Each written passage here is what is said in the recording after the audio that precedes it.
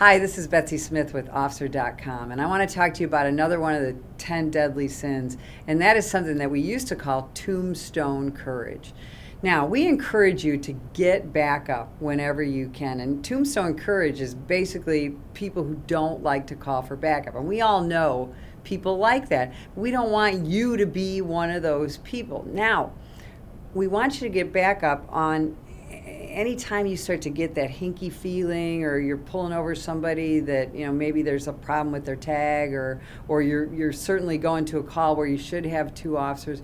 We don't want you to hesitate to call for backup. But so often now we're shorthanded, we don't have as many officers working, or you might be an officer in a smaller area where you say, hey, I can't call for backup, I've got nobody to call, I'm the only cop on duty. So we want you to get creative about where you're going to look for backup. If you're a city cop and you're all alone at night in your small town, can you call the county for backup? If you're a county cop, can you reach out to the state police and get a backup?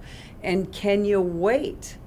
A lot of times we get to a call and we think, I got to get in there. Now, unless it's an active shooter situation or somebody's getting killed in there, you need to wait for backup, and we need to learn patience. And the way to learn patience is to visualize what you're going to do on the way to the call, how you're going to park, where you're going to go, how you're going to react. And part of your visualization is going to be, I'm going to take a deep breath, calm down, I'm going to wait for my backup, I'm going to communicate with dispatch, I'm going to tell them what's going on, and I'm going to wait for my backup.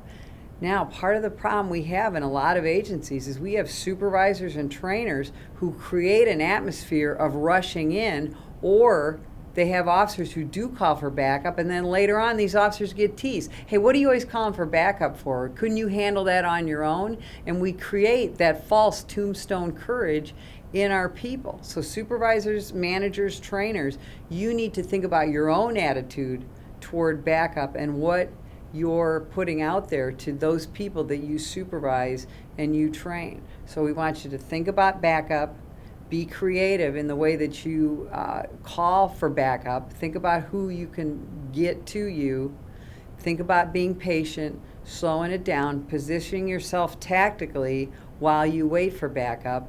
And unless it's an active shooter situation or a situation where you cannot wait, we want you to wait for backup. This is Betsy Smith, and I'll see you again soon.